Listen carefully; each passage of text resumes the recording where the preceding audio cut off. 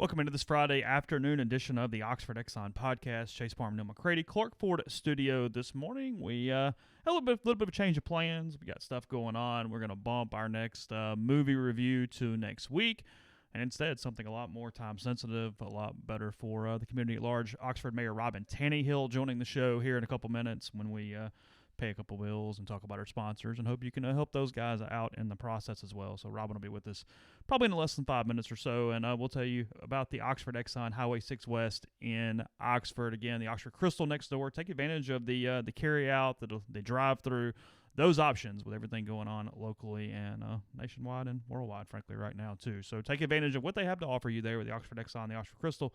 Still got to get gas, still get great gas prices courtesy of the Speed Pass Plus app, the mobile rewards program, and more. And again, coming to you from the Clark Ford studio. We are Clark Ford's in Amory, Mississippi, 662-257-1900. Call the number. Ask for Corey Clark. Tell Corey what Ford product you're looking for. He'll send you a quote within 15 minutes in business hours. It's right to the bottom line. No hassle, no haggle. You get your quote, and the rest is up to you. I don't know. We've told you about this for a while. Next time you're in the market for a car, just get a quote. It does us a favor. It also gives you a chance to find out what I've been telling you about when I tell you that Corey wants to be your truck guy and he wants to be your car guy, and he'll prove it to you because he will. You're going to get exceptional service, a level of service that it's hard to get anywhere else. And Corey wants to take care of you. So, again, 662-257-1900. Robin Tannehill and other guests join us on the Rafters Music and Food Hotline. Kind of, again, you're going to hear this a lot, I guess, from us over what I hope is a short period of time, but who knows. When we get back to normal, remember people like Rafters and how they stepped up for the community. And it's a great place to go when we get sports back. Hopefully we get lots of sports back all at once. Be a great place to go watch a lot of different sports, have a few beers, enjoy some company. Those of you who detest social distancing, you can stop and you can social gather at a place like Rafters Music and Food. It's on the square in Oxford. Those who detest social distance. Yeah, I mean, I keep telling people, man, this is like no adjustment at all for me, but I do feel for all the people in my house who are dealing with it, because it is a hell of an adjustment for them, and it's been hard. So let's go ahead. We'll get Robin right now. If you're in the live stream, just chill. You saw that number I sent you, right? I did. Yeah, okay. Yeah. So we're gonna get her on. Be back hopefully within a minute or so here on the podcast.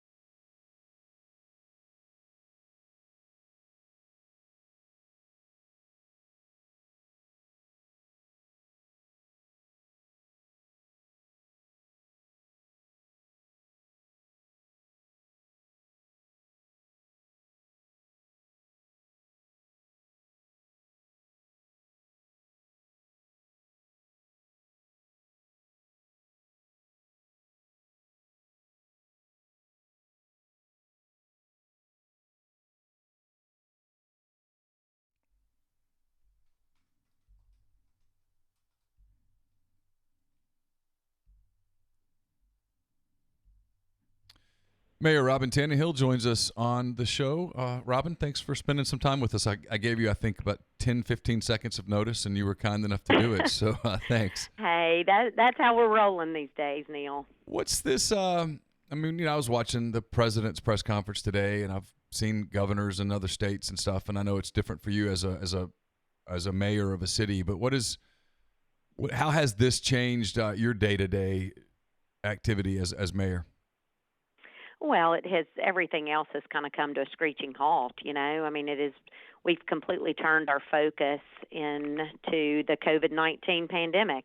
We are trying to figure out any way we can to keep our citizens protected and informed and help our small businesses chart a path to receiving any SBA assistance that they can, and focusing on just putting some policies into practice that are new. I know you've got young people, roughly the age of my young people. Staying at home and not getting out is a very difficult thing to ask of 18-year-olds, 19-year-olds, 17-year-olds. No doubt. It's just not the way they're wired, and I get it completely. That's right. What are you telling yours about social distancing and all of that, and then what are you telling people in the community about how we can go about not spreading it and maybe getting to the other side of this quicker than otherwise? Absolutely. It's not something people want to hear, but it is critical right now for us to distance ourselves from other people. I've heard so many folks, especially in that younger student age group, say, oh, but if I get it, I'll be fine. You may be, but think about somebody besides yourself for a minute, and think about the fact that you may infect the person that is working the cash register at Kroger, or the person you passed in produce, and they may die from it. And I don't even say that to be overly dramatic. That's really where we are. That's how critical this issue is. We had our first case confirmed in Lafayette County yesterday. And while that was the first, positive confirmation that we had, we know it's everywhere. And there are not an adequate number of tests for us to be able to test everyone that would like to be tested. My understanding still today is that the only people who are being tested at the hospital are those who require hospitalization. So we are continuing to see in clinics and at the hospital people coming in who have symptoms. The symptoms are being treated. Here's this for your cough. Here's this for your fever and, aches and pains. But since there is no medicine to prescribe for COVID-19 and the person doesn't need to be hospitalized, they are sent out without a test because you wouldn't do anything different if you knew they had it. So anyone that comes in is being, told that they need to go and self-quarantine. So, I don't feel like the number it was 1 yesterday. We have been told by numerous people today that they know of other positive tests, but that has not been confirmed for us either from Baptist Hospital or the Mississippi Department of Health. Although I suspect it's true, we don't have that confirmation. So right now Lafayette County still stands at only 1 that has received positive confirmation. But, it is everyone's responsibility in this community to social distance themselves. And, this is not, it's not one of those where you want everybody to be panicked and lock themselves in their houses and what have you. Jeff Dennis yesterday, Dr. Dennis, was in my office, and we did a video, and one of the things that he shared was that it's a great time for you to walk outside, for you to go to a park and walk on a trail, for you to go to the whirlpool trails, enjoy some outside activity 6 feet apart. Go out and get some fresh air. But you cannot ride in cars together. You should not go to parties with groups. You should not go into dining facilities or stores with large groups. And I really believe, the truth is our community will return to normal. We will. But the level of social distancing that our citizens, will adhere to is going to determine when that happens. Let me ask you a few things, go over a couple of rumors. Maybe you can either shoot them down. It got out yesterday. My mother sent it to me this morning. There's a lot of people out there that are hearing, total shutdown here in the sometime this weekend. The president was asked about it. He said, no, there's no national shutdown coming. To your knowledge, at this point, is there any massive shutdown locally, statewide that's coming soon? To my knowledge, no. What I have prefaced every statement I've made with is this is changing on the hour. Right. In the beginning it was changing by the day, then it was by the hour, and now it's probably about every 15 minutes. That's just an honest answer. No, our board has not had any conversation about shutting down all businesses. Now, I've had a number of phone calls from people saying, hey, I have a daycare, or I have a hair salon, or I have, a store, do you recommend that I shut down? And from a personal standpoint, after all of the experts that I've talked to from the CDC, the Mississippi Department of Health, listening to President Trump's press conferences with his White House officials that are studying this all day long, I think the compassionate, responsible thing to do right now is close. I do. But our board has not had a conversation as of today, regarding any community-wide effort to close businesses down. I've gotten that question about 150 times today. So you're right; it is running rampant. But I didn't think one I of was them the first to ask. specific. Yeah. One person was so specific. They said, "So Monday at noon, the whole town shuts down." Right? I was like, I hope not, God. but. That is a rumor. I have heard nothing from the governor's office. I certainly can't speak for what measures they are putting in place. I know several other states have made that decision. And if our governor makes that decision and thinks it's in the best interest of our state, then certainly we will get in line. How difficult is that balance of trying to, keep the economy stimulated to whatever level you can while also having the ability to, like you said, curfews and different things, and if it came to that, go those directions to try to keep people as safe and, almost kind of safe from themselves, if you will. That's right. And that is the most difficult balance in this town where small businesses are the backbone of our community. And so we weigh, we've got on this one side the small businesses that employ the majority of the citizens in Oxford that are the backbone of this community and our economy, and they desperately need customers. And we balance that with a densely packed community of citizens who desperately need to distance themselves. So it is, it's hard to find a lot of common ground there, but we've done the best we can in trying to promote curbside delivery and drive-through options. A lot of our businesses are getting very creative with that. If you drive around the square, you'll see some have some tents set up outside for their curbside delivery that are lit up, and people are coming out with some creative menus. And our local delivery companies, will certainly benefit from this change. Does that make up at all for the major hit that they are all going to take financially? It doesn't, but we are in hopes that it helps in some small way. It also, they are providing a service to our community. Not everyone has stocked up on groceries. So there are a lot of people that still are counting on our food industry our restaurant industry for their meals. So, it's kind of twofold. We hope that those creative ways of staying open in this very strange time will both allow them to have a little bit of income and will serve the people who need that for their dining options. I catch myself just making sure that I say stocked up on therapy juice. As long as I have enough of that, I think maybe That's right. Well, if we decide, and with me as mayor, the chances are very, very slim that we will decide that the therapy juice has to be cut off. But if so, I'll call you with a code word. Thank you, God. Yeah. So you can go. Yeah. The duck flies at night, Neil. Okay. If I hear that, I'm in line. Okay. That's right. You'll know. A serious question, not that was not serious, because unfortunately it somewhat was, but a serious question. Right. What are you hearing about getting enough tests so that when someone has what they believe is symptoms when they get to hospitals, and I know this is not your area of expertise. When you ran for mayor, you were not thinking about becoming a pandemic expert. But what are you hearing about, the availability for people to get tested so that in the event that they have it? Sure. I've asked that question repeatedly of our healthcare providers and our hospital administrators, and, they have put in orders for tests. Right now, there are several clinics in town and different offices, internal medicine and others, that have some tests available. They, as my understanding, are still trying to utilize those on people who are not only symptomatic but are severely symptomatic, so that they know that they are being able to test the folks who need it the most. And the hospital the same. It is my understanding that there should be more tests available in the coming week or two.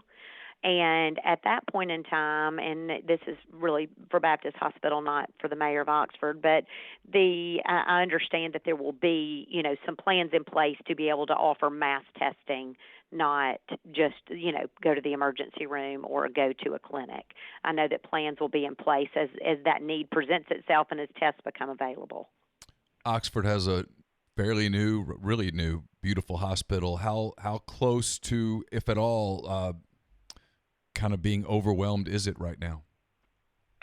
You would have to ask them, Neil. I know that they have plans in place. I don't know how many folks are in the hospital right now Okay. compared to number of beds that we have. I don't know those exact numbers.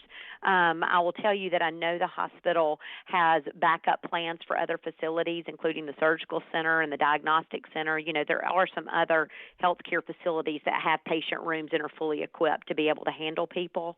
So I know that those are, you know, part of their backup plan. So our citizens should know that the hospital is very much planning ahead, and I think they have certainly put measures in place even further than that I'm not privy to, but I know those will be the immediate backup plans. You know, our city leaders and county leaders came together in February. Actually, February the 27th was our first meeting where we started talking about, okay, this pandemic looks like it may be something that hits every community, so let's get some plans in place.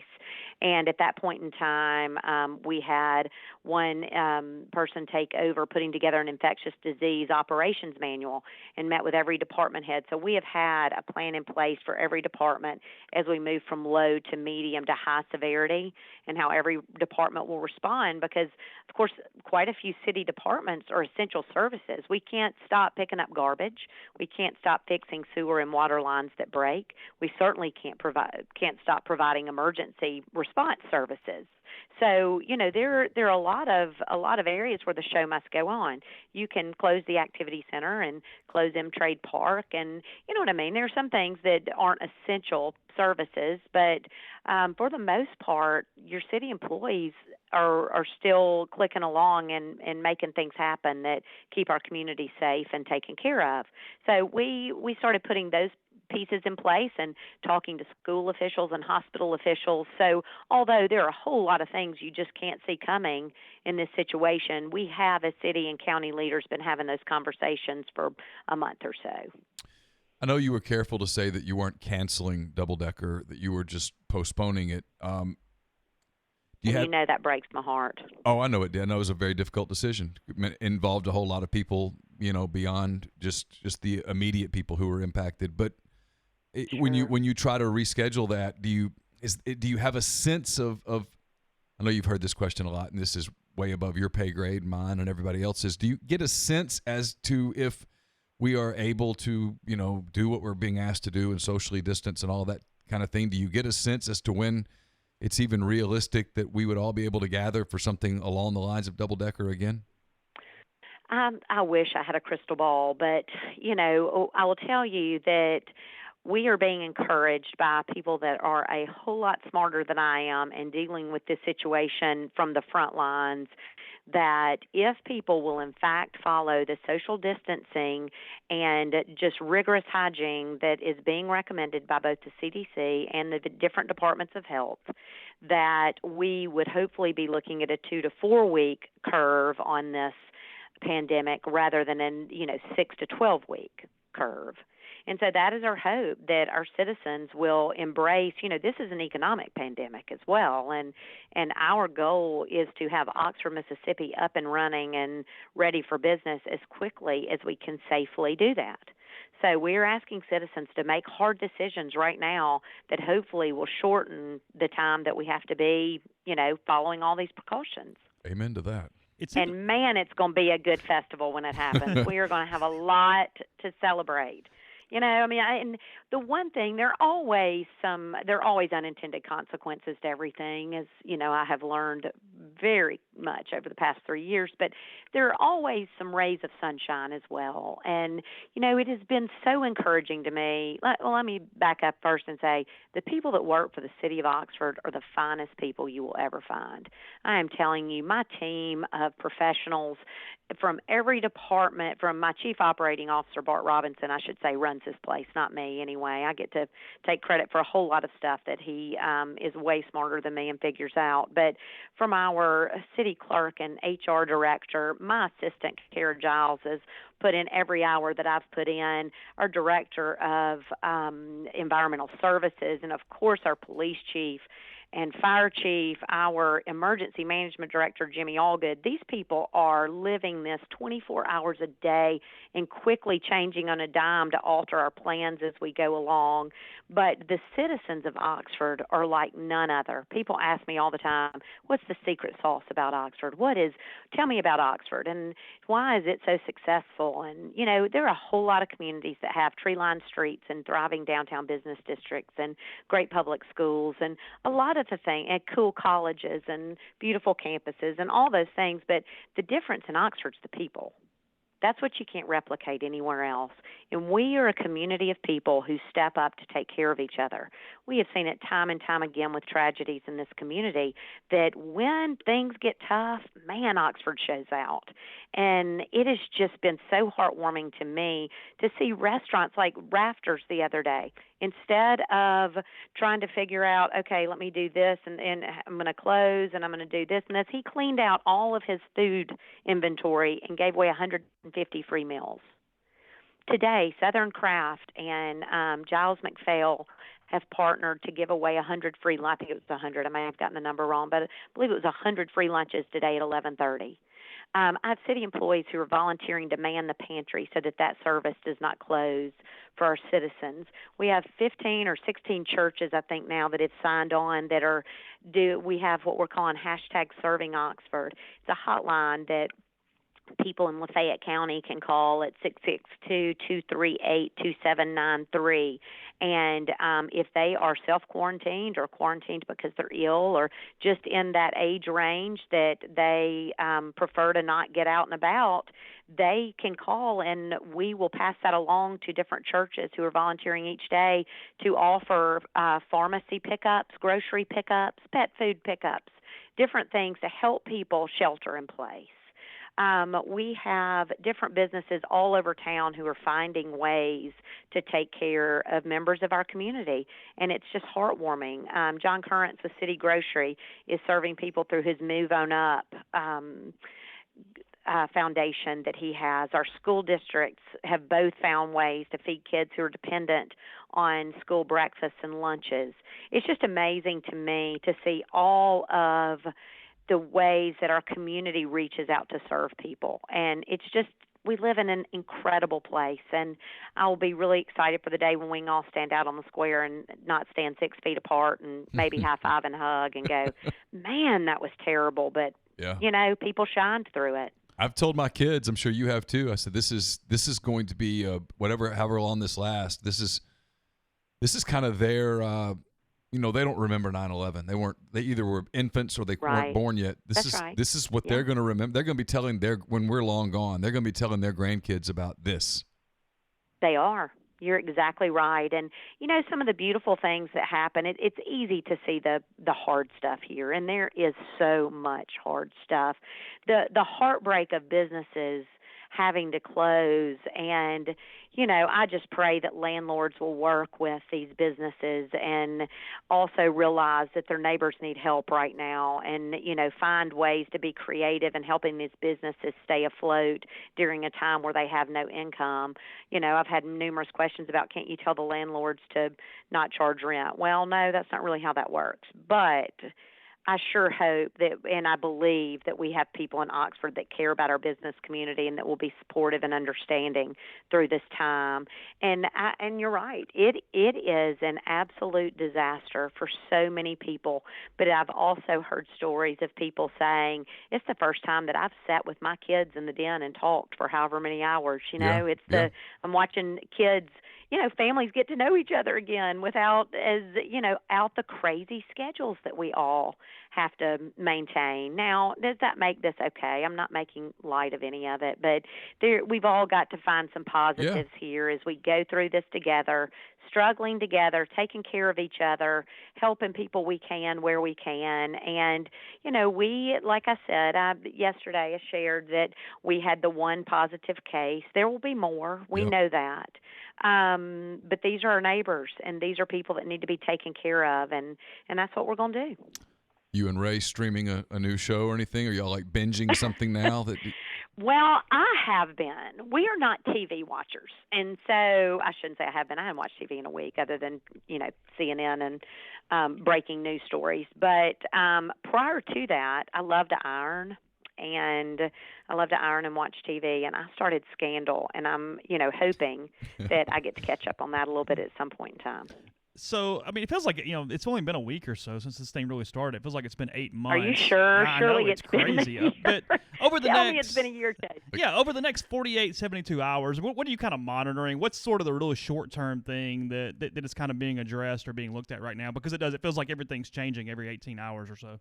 Right, it does, and I feel like I called our director of Visit Oxford this morning, and I found out that there was an effort in Southeast Louisiana. Actually, the director of the United Way from Southeast Louisiana tweeted me this morning and said that they had put in place something to help raise money for the hospitality industry employees who were laid off during this time, and they were coordinating that with the United Way. And so I called our tourism director, Visit Oxford director, Kenny Ferris, and said, hey, here's a way that we can serve our hospitality industry folks during this time. So she called and discussed with him, and he's sending out, he is sharing with her and with our United Way ways that can happen.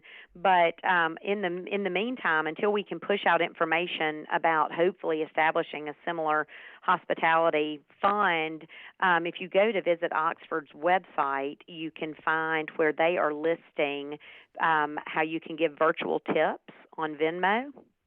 And several restaurants have set up GoFundMe. So if anybody is motivated to try to help out our service workers who desperately need us, they're the people that make this tourism town go round. Yeah. And they are struggling. And I'd give anything if there was a way to help them more. But we are on top of all that we can be on top of as far as finding ways to help these small businesses as we start to come out of this terrible time. And we actually declared a state of emergency last Friday before the state even declared one. Hattiesburg and Oxford both declared one that Friday. So that puts us in line first to try to receive some of the funds that will be available. And we are, we've already been pushing out anyone that's interested that's a small business, go to sba.gov or to oxfordms.net, and you will see where you can find the forms that need to be sent in. Also, another number that might be helpful, the Mississippi Department of Health has a 24-hour hotline for people that have questions and about COVID-19, and here are my symptoms, or here are, whatever question you have, and that number is 877-978-6543. Well, hey, really appreciate the time. Thanks so much for giving us some, and I know you're probably kind of working around the clock, so take care of yourself as well. Thanks so much, Neil. I appreciate y'all letting me share the information. Hey, last thing, Jack, did he get the kicking leg from you or Ray? Well, who do you think? You know us both. Who do you think? I'm going to bet on you. You better bet on me all day long. Y'all have a great one. Too. Take care of All yourself. right. Thanks, Robin. Okay, bye-bye. Oxford Mayor Robin Tannehill joining us there on the show. Appreciate that time, because like Neil said, that was about 15 seconds of notice. So that was very, very quick. 10 to 15. Yeah, it was not long. So information there. Appreciate that, and worked out well because we sat down and we said, what we're going to talk about today, and we said we have absolutely no idea. We'll figure it out. And there you go. Things come together sometimes. There you go. Sometimes you just got to keep the faith, right? Yeah. Neil and his huge social contacts, his Rolodex, when he pulls it out over there, he goes, you know what? I know everybody. I can get anybody on the phone. We start pulling through. We said, hey, let's go this route and let's do this. So I've got a few contacts. Yeah. Might not go anywhere, but I know people. I don't know. I'm scatterbrained today. Today's the first day where I'm not stir crazy or anything, but I'm not processing thoughts well today. Yeah. You're not either. So we're just getting through this. Today's the first day that I've kind of worried about the kids a little bit. My kids. So I'm sure it's your kids too. Everybody out there. This is just such a, I don't throw her under the bus but like Campbell's been home for a week now and she misses her friends. I get it. She misses her routine.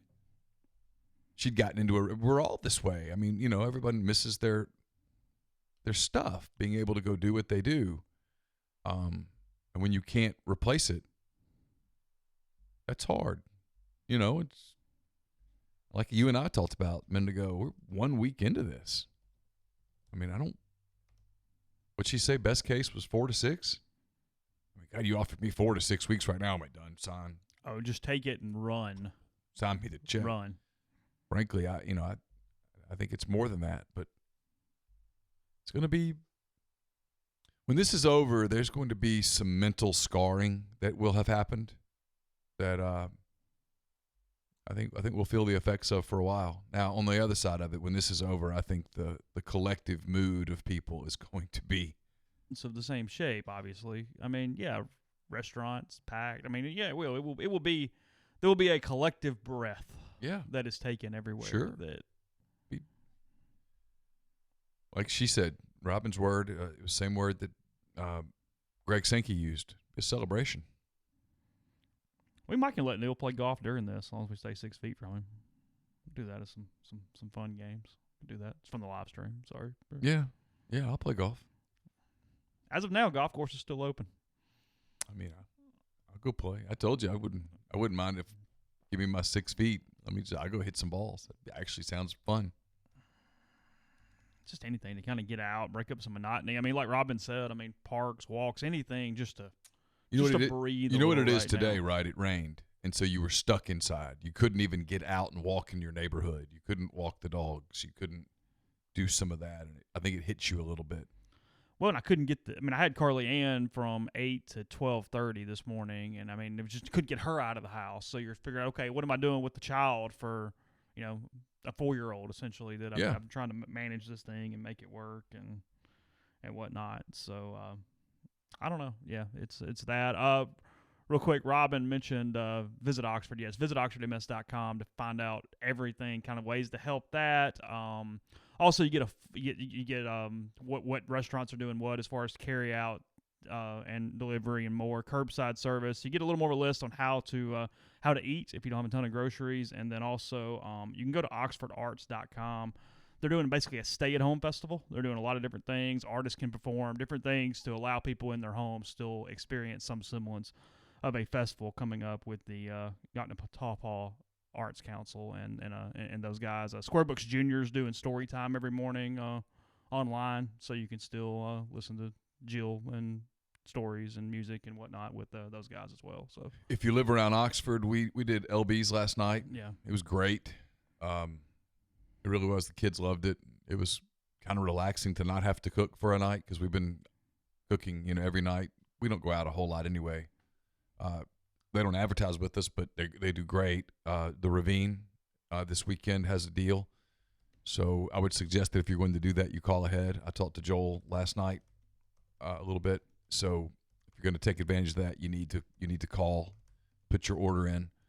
But, we've talked about it. I think Robin's right. And it's not just Oxford. It's a lot of places like Oxford. But what makes places special are the people, especially in times like this when everybody does what they can to kind of help each other. We had nothing going on yesterday, so we basically decided to drink. We had a Bourbon South that is up.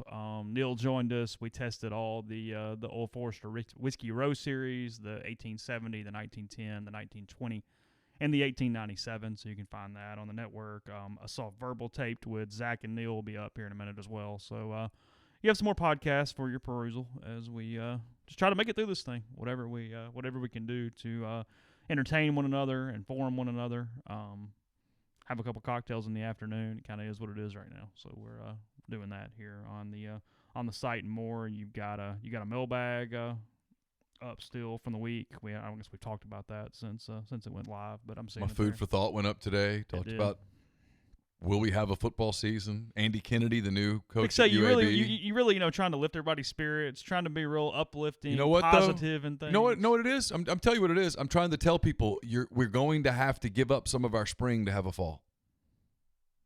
I'm trying to scare people into submission at this point. Well, if you won't have a football season, won't scare people down here, then nothing will. It's true that, isn't there? Right? I tell you, hey, there's a risk that you won't have a football season. That's going to scare you straight.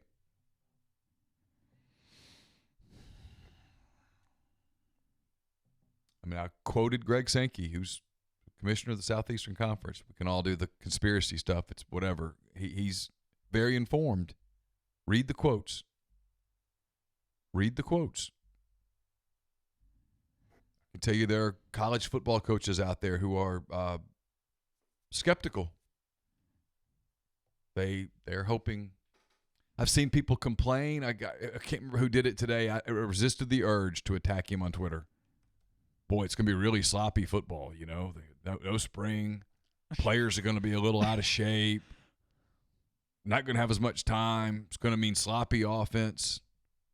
And you just want to come in and go, you do understand any football is better than no football. You can't on one hand go, oh, boy, this XFL is awesome, and then say, well, college football is going to be a little what? Give me a break. It's football. Whatever. It's football. It's a place to gather. It's all of those things. It's football.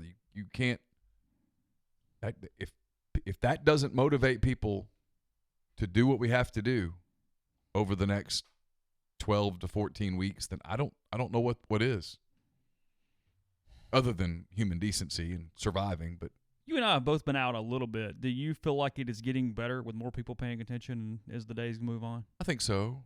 I think people are – because we talked about how Friday was scary with the lack of attention to it. Yeah, Friday and Saturday. A week ago. Yeah, 6 days ago. Yeah, I think so. I think people are doing more responsible things. I still think there's a certain element of the population that refuses to believe the ramifications of this. You know, where, you know, like we had to tell ours, you know, you can't do certain things because if you bring it home to us, something happens to one of us, that impacts your life. I mean, I'm 50 years old. According to statistics, I'm overweight. So that gives me an underlying health condition. You know, I think it was Chess on our message board, who was a medical person, said, you know, I'd have like a 3.4% chance of dying. Now, is that a huge number? No, but it's not 1% either. And it's not 1/10 of 1%, which is the odds I'd have of dying of the flu. Well, that's what I told you the other day, and then we talked about it again yesterday for a minute when we finished the Bourbon South. We were all still sitting in the same room together. Look, you don't want anything to happen to anybody. You pray that this is not something that turns into some issue, but as long as there's recovery and no issue from it, Sean Payton get coronavirus probably a positive as far as other people finally listening. You need people of notoriety to get it for them maybe to go, oh, okay, let's you know, again, use some nuance here, people. I'm not saying it's good Sean Payton has coronavirus. I'm just saying there is a certain scariness when it's somebody like that does get it. Well, I mean, in many ways, it was one of the reasons why, to his credit, Kevin Durant came out. The Nets weren't going to out Kevin Durant as one of the 4 people with coronavirus. He called The Athletic and told him himself, hey, you can get this. I mean, is Kevin Durant going to die from coronavirus? No.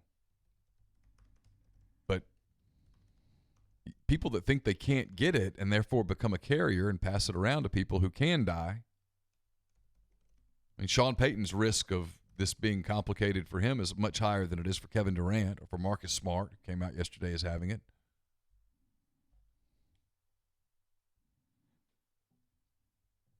Did you watch that Instagram of Heather McMahon? I haven't yet. It's so good. I did see you put that in there. I was surprised. Great. I laughed. Her tour's canceled. We might get her on the podcast. I know some people that know her. Really? Yeah, she's yeah. a genius. Yeah, I know some people that know her. I love her, man. She is so funny. Really? God, huge fan. Really? Oh, yeah. She's her barefoot Contessa was spot on. It was so good. I didn't know you were. Oh, yeah. I love Heather McMahon. She's so funny. Yeah. Makes me laugh. I mean, she is so good. Her sense of humor is just spectacular. Okay. Again, guys, today's if there's ever been a Friday podcast, today is that Friday podcast where we're just whatever. We did start our simulations, our bracket today for our games. Might even get some betting lines in a minute. I mean, who knows? I mean, got some craziness. So let me get this right. The 2011 team came back to win a game? They did. Yes. Yeah, I got issues. You act like that 2005 team was the 85 Bears. Well, I didn't cover them. Okay. And so I'm not This familiar. is Eddie O in year one. Yeah, year one. Yeah, I know, but I covered that 2011 team, and they weren't coming back But to this beat wasn't anybody. November. Okay. That Vanderbilt game was in September, Chase. I mean, I don't want to out you here, but We covered that game. on the other hand, We were there. that was not Thanksgiving weekend, pal. 2005 Ole Miss football, though. Hold on. Okay. Hold on. Yeah. No. This is not peak Alabama we're dealing with here. Their wins were Memphis 10-6. Yeah. The Citadel, they didn't score 30 points. Okay. And they beat Kentucky 13-7. That was it. Okay. I mean, there's really nothing even else on this thing. They did play Alabama really well, and because for whatever reason Orgeron could scare Alabama those 3 years. I don't know. I don't get it, but it happened. That's more an indictment on Mike Shula than it is anything else, I think. But nonetheless, they lost to Wyoming by double digits at home.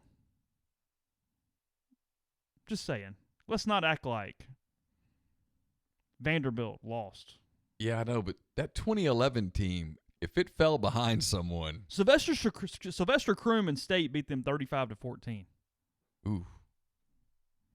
Bryson Rose kicked 5 field goals, including a 50-yarder, and they erased a 19-point fourth-quarter deficit.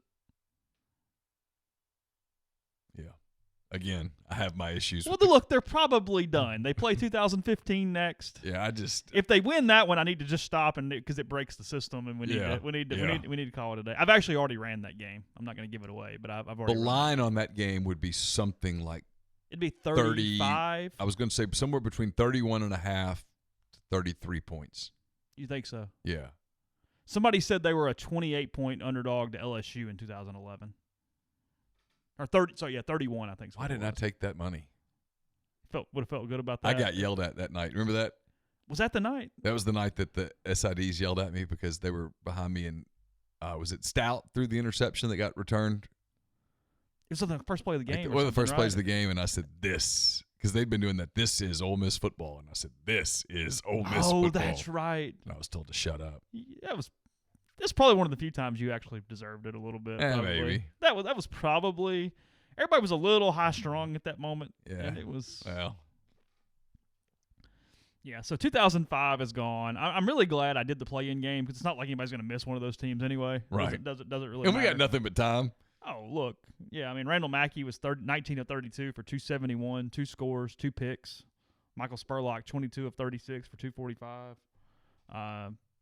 2 touchdowns and an interception. Jamez Logan and Vince Sanders caught some touchdown passes in this one. 28-27 the final for this game. So our first round matchups.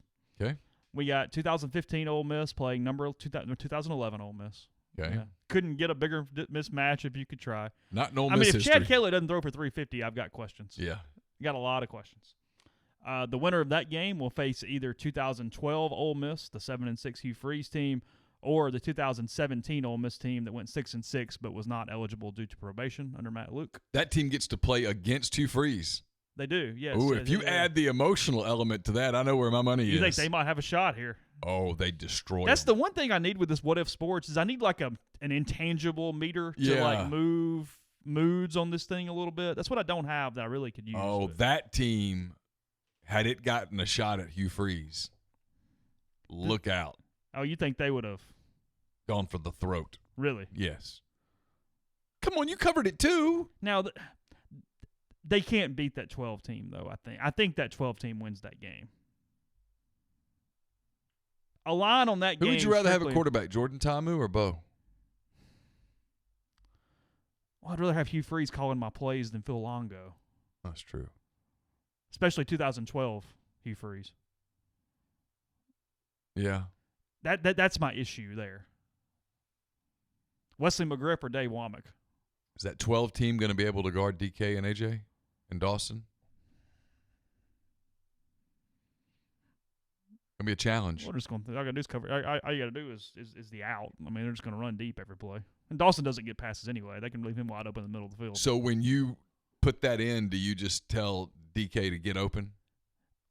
All I can do on this is change the offense and defensive strategies in playbooks. Okay. I need to make sure it's favored pass because they definitely favored the pass. I need to go favored Yes. pass on that team. Yes.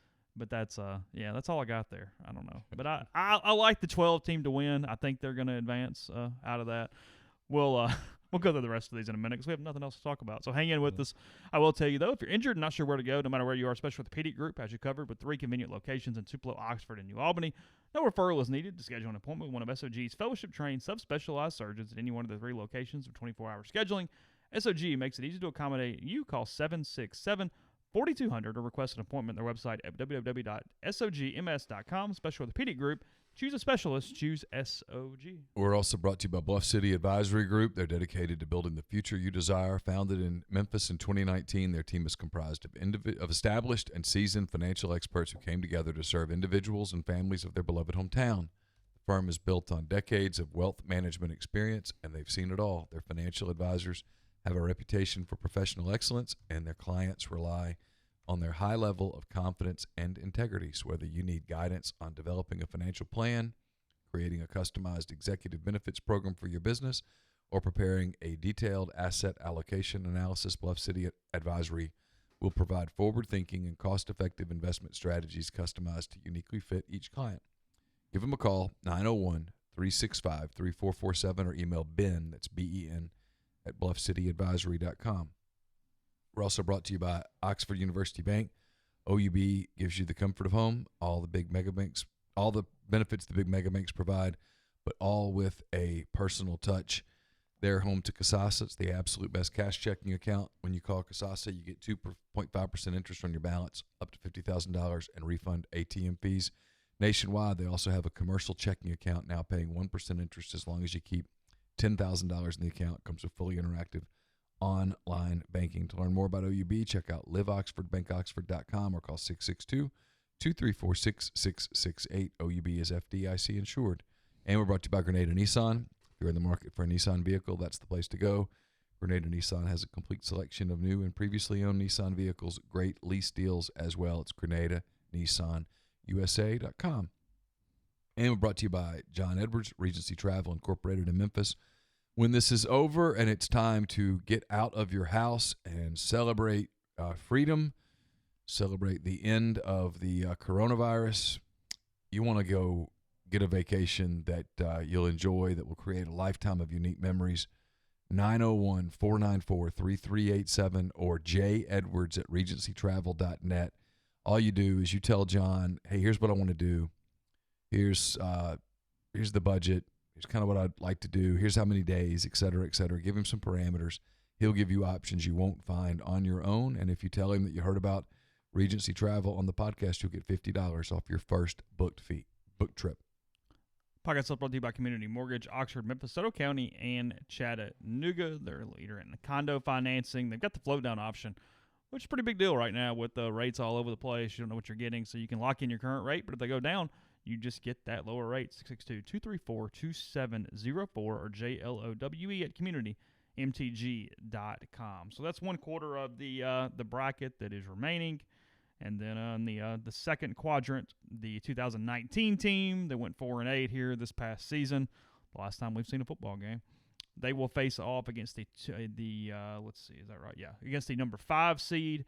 They will see the 2009 Ole Miss team that got up to number 4 in the country, and then had a lot of head case issues. Couldn't really handle it. They kind of freaked out a little bit. That was the team that at one point True TV was going to come and do like a Hard Knocks kind of thing on them, and Houston Nutt ended up scrapping it late in the deal there before it got started. There were warning signs that August. There was the peak was Jevin Sneed and Davern Gerald on Sports Illustrated, and it kind of went downhill from there. Yeah. You could tell in fall camp there were a lot of national people there, and Houston was tight. Houston, who had been so loose in 2008, was so tight in 2009. And Houston always did better kind of being the forgotten underdog guy. He had a hard time as a front runner. He's not a front runner. No, he's a sneak up on you underdog. Yeah. that 09 team needed a front runner, and he was not it. 'Cause, I mean, they had a lot of guys back. I mean, I understand why they were ranked where they were. I mean, it made sense, but Yeah, good players. Thought Jevin was going to take off, and he regressed that season. Just a lot going on. They didn't protect Jevin as well in 09 as they did in 08. And they didn't get Dexter the ball. Not consistently. And when they did it, it worked, but sometimes they would get away from it. One of the more baffling games I've ever seen is that Auburn game in 09 where they went right down the field, they scored, they went up 7-0, and like even Auburn writers around us were like, oh, this is about to be an ass kicking. Yeah. And then Auburn just rolled them from there. They just quit. It's Didn't do anything. Yeah, weird game. It was a really strange game. So that is a 5-12 matchup there. The winner of that will face number 4 seed 2003, the Eli Manning Cotton Bowl team, or the number 13 seed, the 2004 Ole Miss team that was David Cutcliffe's final season. Eli facing the team that he left after he went for the Giants. I would feel very confident laying at least 20 points in this game if I could gamble on it. Yeah. This feels very 34-10 kind of deal. Something in that standpoint. Eli will not want to run it up on Coach Cutcliffe. Of course. I wouldn't think. What would you do line-wise, that 2009 Ole Miss team versus this past Ole Miss team that we saw? What are we doing there? 09 versus 19. This past team. I don't know how this past team scores. No, 09 is a prohibitive favorite. I would be willing to put the line somewhere around 17.5, maybe even a little higher. Okay. Somewhere between 17.5 and 19.5 is because my who's guess. motivated? Because if that 2009 defense is motivated and cares, you got some issues. Yeah, the 19 offense, and I realize this is a hot button topic, so I'm being careful here, is so one-dimensional offensively that I don't think it works against that team. Okay. They're going to take the run away, make them throw, and I don't think the 19 team can throw.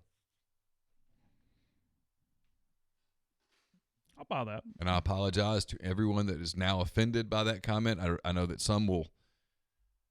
There's a few things more polarizing than that particular topic. That is one, though, that is polarizing, isn't it? Very. That gets it done. So those are matched up as we move down the bracket. Where do I have my thing here? Okay. The final portion, I guess we have 3 left actually, is the winner of that game will face the 11 seed, the 2010 Jeremiah Masoli team, or the 2013 Music City Bowl team. We talked about this the other day. It's a sneaky good matchup. I could see this going either way. If you told me Masoli pulled the upset, I wouldn't be stunned. You think it's a little more of a 13 deal here? Yeah, I like the 13 team in this game. It's not nasty, but 9.5 points. Masoli's a really good player. He'll keep them in it, but there's not enough there. The game that I skipped, a minute ago, the 3 versus 14 game, this is going to be just a killing. It's the Ed Orgeron 2006 team that went 4-8 in the SEC, facing that 2008 Cotton Bowl team that some people argue should be at least the 2 seed and maybe have a chance to win this whole thing. So I think they'll skirt through. The line on this game would be at least 22, 23 points. There's no doubt about that. Yeah, that's a complete and utter mismatch. That was the 2006. That would have been a Seth Adams, Brent Schaefer team at quarterback, I think, if I have that right. See, I was covering the league as a whole at this point, and Ole Miss was so bad that I never saw them. I never saw them. I didn't do anything on them. I didn't write about them. I would observe how bad they were and talk about it because we talked about the whole league. That's a good quarter draw to get into the 16-8 to get to the Final Four, frankly, for that 2018. They would only have to beat that 2006 team I talked about and then either that 10 or that 13 team. That's a really good draw there for the it is a good draw for them. They have to be happy. Yeah, they have to be happy. Houston feels good about getting at least one entry into the Final Four of this bracket. Yeah, Houston's going to make the Final Four. Yeah, I think so. And then your final quadrant that will send a team is the 2016 Ole Miss team versus the 2018 Ole Miss team. Ooh. They both went 5-7. The 16 team is far better. This is the Chad Kelly injury. This is that team. This team actually this team's got a shot to get out of this thing. I really think so. What? 16 versus 18. To start the thing. This is as poorly coached a football game as we. I shouldn't see. Everybody's mad at me. I'm already pissing people off. This is not two coaching masterpieces going against one another.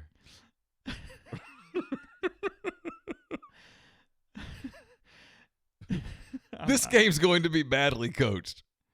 There's some truth there. That is a good point. A couple of these past run defenses have been so bad where they're facing pretty good backs. I mean, this thing could spiral from a run defense standpoint for a couple of these programs. I kind of feel sorry for the computer a little bit because it can't put it all in there and really get a feel. We need for more the controls. Fabric. Yeah. We need more controls. That's what we need. Yeah. So the 16 team should move on, and then in another complete mismatch because I covered both of these teams. The 2014 Ole Miss Peach Bowl team that would have Laquan Treadwell healthy, that would have everybody in place for this game, they will face the final Ed Orgeron team that went 0-8 in the SEC in 2007. Dear God. This seriously could be one of those 35-0. I don't know how the 07 team scores because that 14 team led the country in scoring defense. Yeah, no. It could really stop the run, and none of Ed Orgeron's teams could pass. So this is as much of a mismatch of anything not named that 15 against the 11. Really remarkable how much Ed Orgeron has come from there. I mean, there's just no one on that day in 2007. Snakes in your head day when it was all over. And no one could have possibly predicted that. No one. One heck of a success story. It's amazing. I'm not going to give it away, but I'm going to go ahead and run that game right now because I'm just curious of what the score is. We have nothing else to do. And I say I'm going to give it away like there's like suspense or something. Like it freaking matters. What difference does it make? 2014 Ole Miss is what we're doing? Yeah. Okay. We could really play some really bad games, like play the 11 Ole Miss team against the 08 State team. We win in that LaSalle game. And play it out. And play it out and see how far they would have gone. Well, I can do it in a minute. Who would they play next? Gonzaga? Wichita State. Oh, it was Wichita. They beat Gonzaga. Yeah. Okay, yeah, we'll do it in a minute. Just give me a second. So this is the 14 team. Is that what I'm doing? Yeah. The site that you're using is called What If Sports, right? That is correct. Yeah. So we're doing 2014 Ole Miss against 2007 Ole Miss is what we're doing right here. We'll just go ahead and run this thing. 2007. Sorry, it's taking me a second. Set the home. They can both be balanced. We're gonna play the neutral field because that'll matter a lot. Let's not give them any weather. We don't need weather in this thing. Okay, I'll buy that. You gonna go ahead and go through it, or you want me to save it for the site? That particular game? Yeah. Oh, let's do it. It's 2014 against 2007. Yeah, there's not a lot of suspense on this one. The 2014 Ole Miss team, what was your lineup, Ben, before we do this? 27.5. Okay. The 2014 team would have covered your line. Okay. The 2014 Ole Miss Rebels 49. The 2007 Ole Miss Rebels 10, 49-10 in this one. I'm more shocked the 2007 team scored 10 points than I am anything else. Well, they might have scored the makeup. No, they were only down 21-10 at halftime. Oh, wow. And then it came unglued in the second Freeze half. didn't have them ready out of the gate. Is that what it was? They overlooked them, got a little slow. Yeah. Bo Wallace, 11-yard run, put them up 7-0. Josh Sheen did add a field goal, so it went 7-3. And then Markel Pack and Octavius Mathers scored touchdowns to push it to 21-3. Brent Schaefer had a 10-yard run to pull it to 21-10. And then the second half, it was all 2014. Vince Sanders with a score, 28-10. Jordan Wilkins with an 11-yard run, 35-10. Mark Dodson got in mop-up time for a 7-yard run. And then Quincy Adebayo caught a pass in the fourth quarter, 49-10 for the final score there. Seth Adams had a really rough day, and they really tried to throw the football against that 2014 team, which makes some sense because you couldn't run on them. You can forget that. You might as well try to throw it. Yeah. Seth Adams, 13 of 45 for 183 yards and a pick. It's a day he'd like to forget. Yeah, that's not good. Bo Wallace, a very pretty efficient, 22 of 34, 276, 3 touchdowns, no interceptions for Mr. Wallace, and they will move on in our bracket here. Sneaky underrated player. I mean, Freeze, I've been trumpeting that for years. Freeze called him the most important recruit of his time here. It's way up there. I mean, there's only one that I would put up to contend with him. Kimdichie? Pierce Burton. Oh, you think it's Pierce? It's got that. What happens to that line if they don't have him? Oh, it's just a nightmare. This actually looks a lot like that 07 game I covered because Ben Jarvis was pretty good. And he went 17 for 129, broke a couple runs, but they just did nothing else. They had nothing. Mathers got the most carries. No, sorry. Joe and Walton got the most carries. They kind of spread it around pretty good. And then speaking of underrated players, Vince Sanders, 4 catches, 70 yards on a score. So I need to get a link here so I don't lose this game. So let me do that real quick while we're doing this. I'll pay a couple bills while you do it. Okay. Brought to you by the Westin Jackson. It's home to Soul Spa, also home to Estelle Wine Bar and Bistro. It's a Marriott property in downtown Jackson. If you are staying in Jackson, needing to work in Jackson, highly recommend the Westin Jackson in downtown Jackson. We're also brought to you by Pinnacle Trust. Pinnacle Trust is also home to the Pinnacle Trust 401k advisory services team. When you work with the 401k advisory services team, you gain, I can't even talk today, a valuable advisory team and time-saving resource that will help you develop and maintain a solid strategy for your retirement plan. So give them a call, and they'll conduct a complimentary, no-obligation benchmarking and analysis of your current 401k plan. Mention you heard about Pinnacle Trust on the Oxford Exxon Podcast. You get 10% off your first year's fees. And we're brought to you by Nest & Wild. Sleep better with a Nest & Wild mattress. Nest & Wild is a Mississippi-based mattress company making a high-quality mattress delivered right to your door. They make buying a new mattress easy. Every Nest & Wild is 1 foot thick, giving you comfort and support that will last. A lot of online brands sell an 8-inch or 10-inch mattress with less support and durability. Not Nest & Wild. From the twin size to the California King, every Nest & Wild is 1 foot thick, 100% American made. Pricing is fantastic as well, and it's a no-risk decision. Nest & Wild believes in their product so much that they're offering a 99-night trial on every mattress. So try it out. Sleep on it for 99 nights. If you don't like it, you can return it. Go to nestandwild.com. Order your mattress. Use the podcast code REBEL20 and get 20% off your purchase. Your mattress will arrive at your door in 3 to 5 days. So I ran this game, and I don't believe this would have been the score. Okay. Had Ole Miss routing them.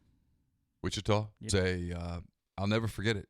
Between games, Ole Miss had beaten Wisconsin. They were getting ready to play LaSalle, and I can't remember which assistant it was. Might have been Bill. I can't remember. They were worried about LaSalle and looking at the rest of their bracket, and they thought if they won that game, they thought they had a legitimate, real, substantial chance to make the Final Four. Really? Yeah. Yeah, looking at it here. Pull that bracket up. Had Henderson with 15, Buckner with 15, Summers with 14, Holloway with 13, Nick Williams chipped in 9, and Derek Millinghouse chipped in 9 for the Rebels. Yeah, 81-61, the winner here. Okay, so if Ole Miss had beaten I'm pulling it up. Had Ole Miss beaten those guys, they would have played. For the West Regional. I'm trying to find the bracket. Here we go.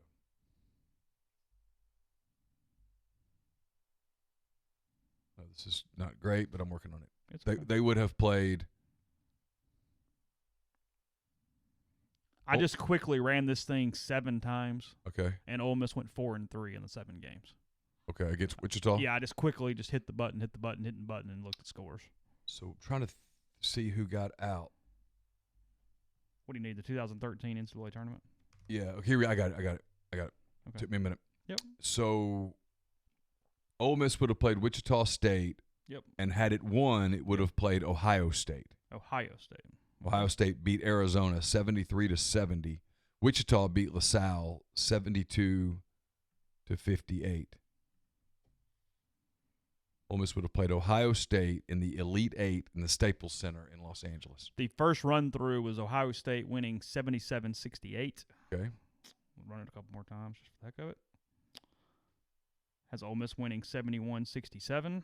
Okay. Ohio State 91-87. Okay. Ole Miss 84-79. 2-2 in the 7-game series. Okay. Ole Miss 89-84. 3-2. Rebels a win away from the Final Four. Ohio State 80-66. Oh, my God. We're going to have We're a going Game to a 7. Game See you 7. tomorrow night. 73-65 Buckeyes. Okay. So that's the end of it right there. Ohio State knocking them out. In Game 7, Holloway with 16. They were For probably, fun. They were probably undone by Marshall having a really off night. For fun, put them against Louisville in a national semifinal. That feels like a stretch. Let's just see what that looks like. Louisville beat Wichita State 72-68 in the Final Four. They did? Okay. Louisville. I wish this thing went back a couple more years to get like a couple of those Keith Carter teams in when I run this bracket for Ole Miss. Because there's a lot of average to bad basketball teams in this stretch. Yeah. All right, Ole Miss against Louisville. Louisville ended up going 26-5. They won the national title. Oh, they did? Yeah, Okay. they beat Wichita State and then beat Michigan in the national title game. 89-79 Louisville. Okay. 87-68 Louisville. So Louisville's significantly better. 72-65 Louisville. Okay, so they're about to sweep them. 95-77 Louisville. Okay. Yeah. So we found a much better team as we were doing this this bracket. But that was the thing. They thought if they beat LaSalle, they had a legitimate shot to get to the Final Four, and the computer says they're right. They and Ohio State would have been an even matchup according to the computer. Yeah, I have no way to do baseball matchups against one another. The What If Sports does not filter college baseball teams. I'm sorry.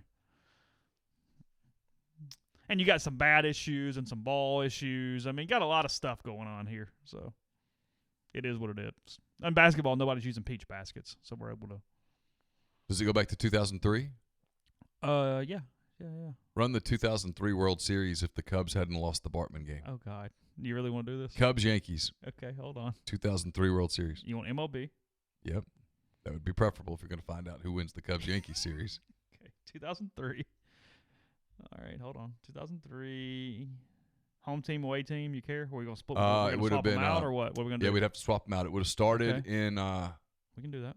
Games 1 and 2 were going to be in New York. 3, 4, we're and doing 5. Cubs Yankees, right? Cubs Yankees. Games 1 and 2 in New York. 3, 4, and 5 in Chicago, and then 6 and 7 in New York. All right, give me 1 second. Oh, I can even like go back and pull in like New York Highlanders and stuff like that. Oh, wow. I can go back as far as you want to go in this puppy. I bet we're boring people to tears right now. I'm absolutely fascinated with what this is going to do. Dude, it's what else we got? I mean, March the 20th. and when I say no sports, there's literally no sports. We have nothing to cover. It's not like we used to go, hey, there's nothing on. No, there's seriously there's nothing on. All right, Chicago Cubs 2003 set. Yankees 2003 set. Who's pitching game 1? It would have been. My options are Clement, Wood, Zambrano, Pryor, and Estes. It would have I mean, been. if we're gonna do it. It would have been. let's do No, it would have been Wood. Wood would have gone game 1. Okay. And then I can find who the Yankees pitched. Do you want to really get this? If we're gonna do this, Yep.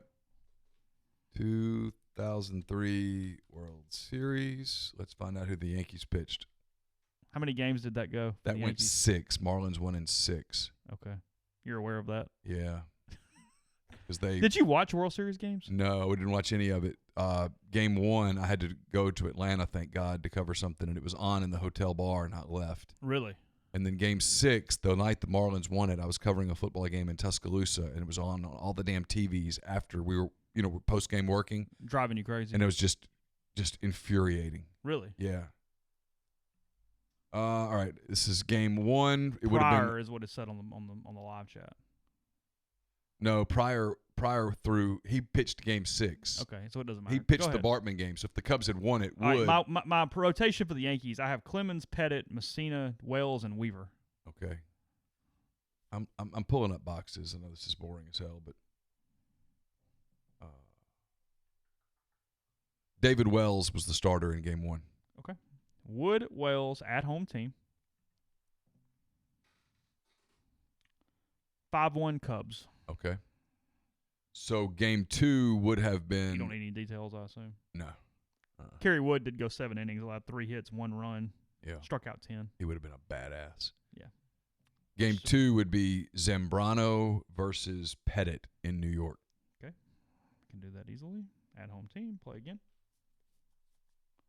5-4 Yankees. All right. Game 3 would be Pryor versus Messina, I believe, in Chicago. Okay, I got to swap the home and away, so just give me 1 second. New York Yankees, 2003 away team.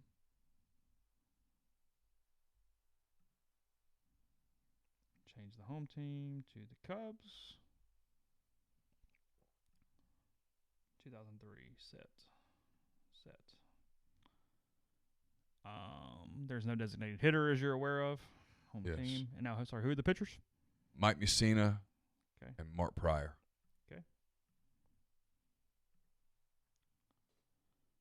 5-0 Cubs. So we're up 2-1. Game 4. 4, the Cubs would have had to go with Matt Clement, and the Yankees would have started Roger Clemens.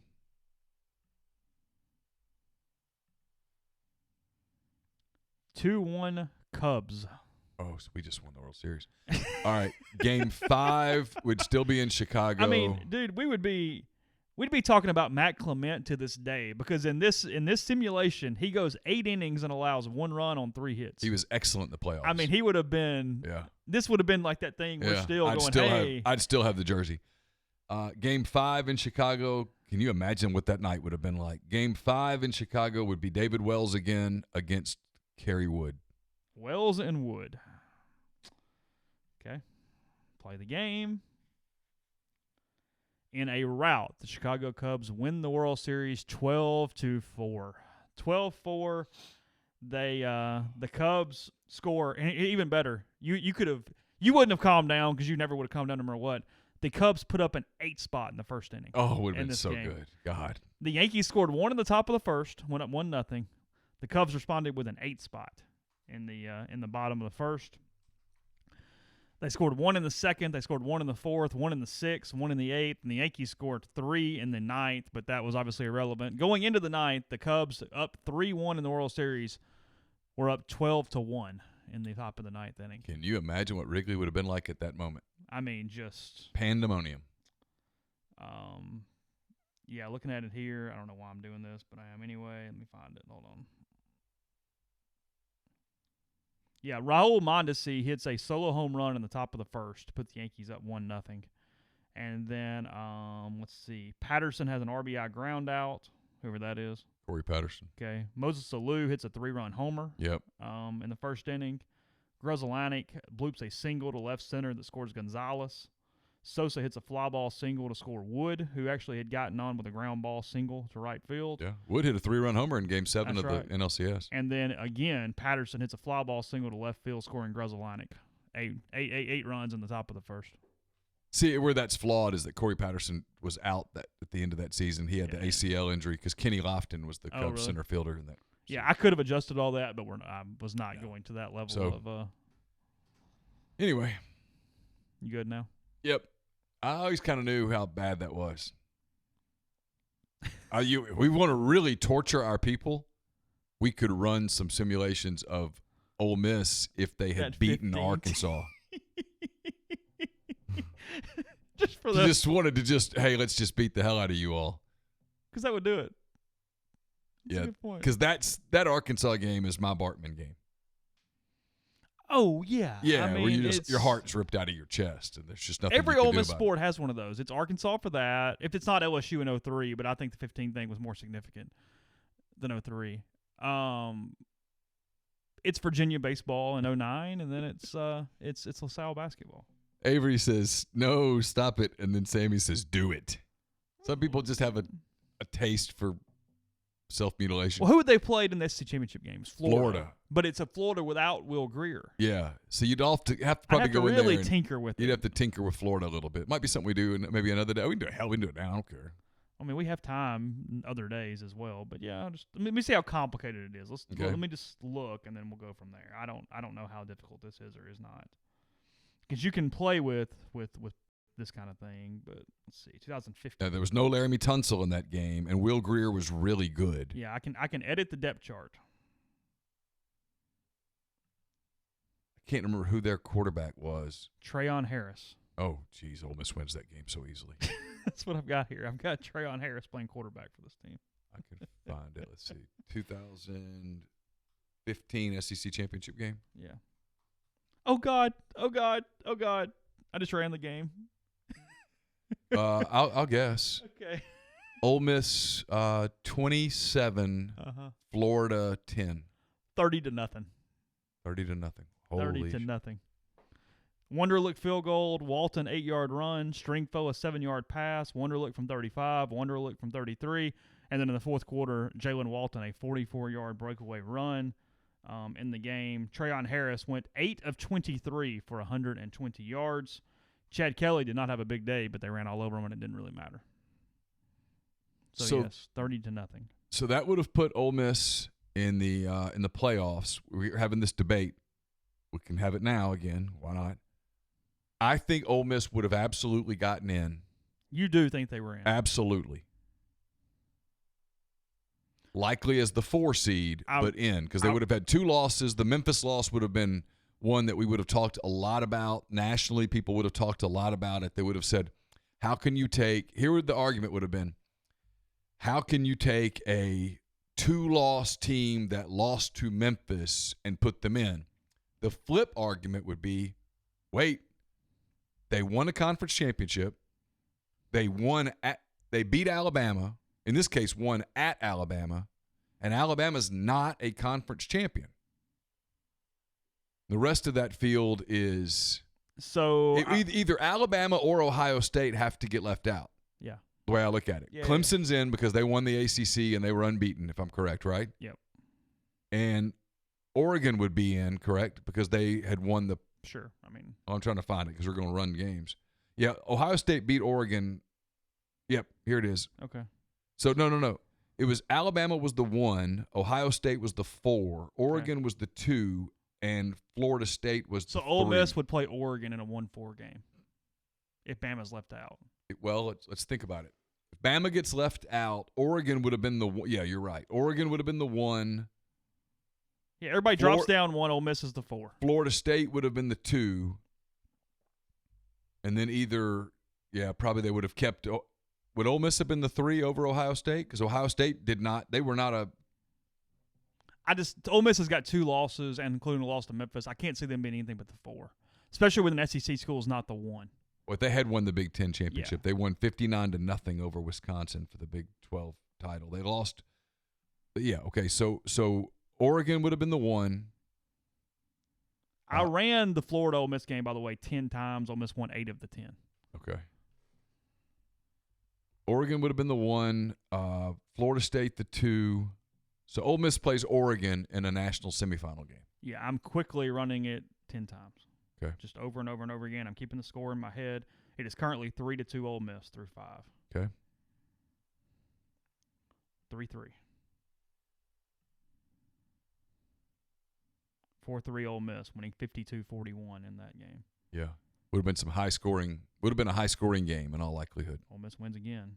They need 1 more. Oregon's got to win 3 in a row to win.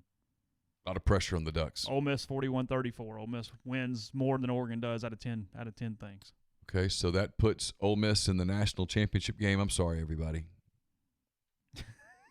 We thought they'd lose and we could stop, but now we're still going. Would have put Ole Miss against Ohio State on January the 12th, 2016 for the national title. Because Ohio State beat Alabama. I guess Cardell Williams and yeah. I guess you'd have to run it one time. Run Ohio State versus Florida State so we get this right. Okay. I think it's going to be easy. I think Ohio State beats Florida State pretty handedly.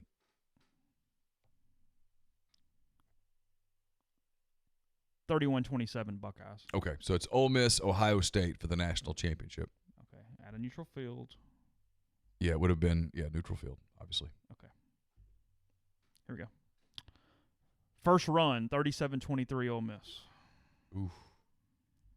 Second run, we're going to do 10. Okay. 34-24 Buckeyes. Okay, 1-1. 24-13 Ole Miss. 2-1 Rebs.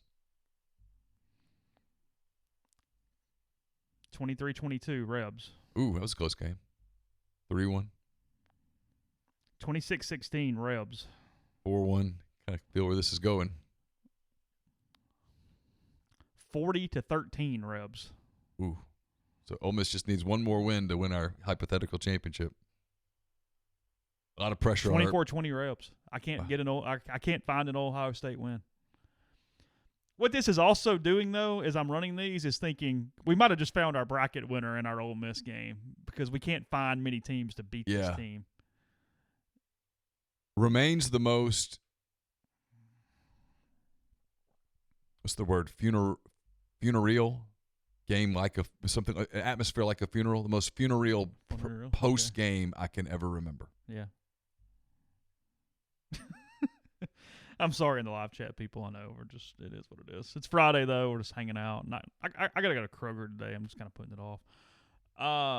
So someone says FSU wasn't in the 2015 playoffs. I'm staring right at it. They lost to Oregon 59-20 on January 1 in the Rose Bowl. Oh, but I have my years wrong. Because it would have been the 2016. I'm sorry. Yeah, I'm not doing all that again. No, it's okay. You can at least tell me if there's a team that it would be. I don't know.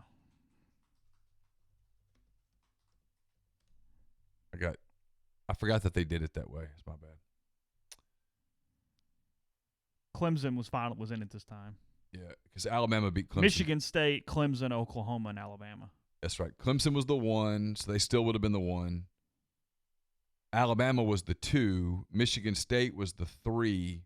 Ole Miss would have been a prohibitive favorite over that Michigan State team, and we'll play with it on Monday with the other teams. Yeah. But, yeah, Ole Miss would have beaten Michigan State. So the debate would have been who gets in, Alabama or Oklahoma. Okay, yeah. So, my fault. So no, it's my fault. No, I said, yeah, whatever. Okay. All right. Really appreciate Robin for her time. I know we're doing crazy stuff right now, but really and truly, thanks to Robin for giving us a little time earlier today. We'll be back on Monday. We will another podcast coverage to you throughout the week of, I don't know, something, mailbags, whatever it is we have. There are no games. So, yeah, sorry, it's a tick. Be safe. Wash your hands. We'll talk to you again on Monday.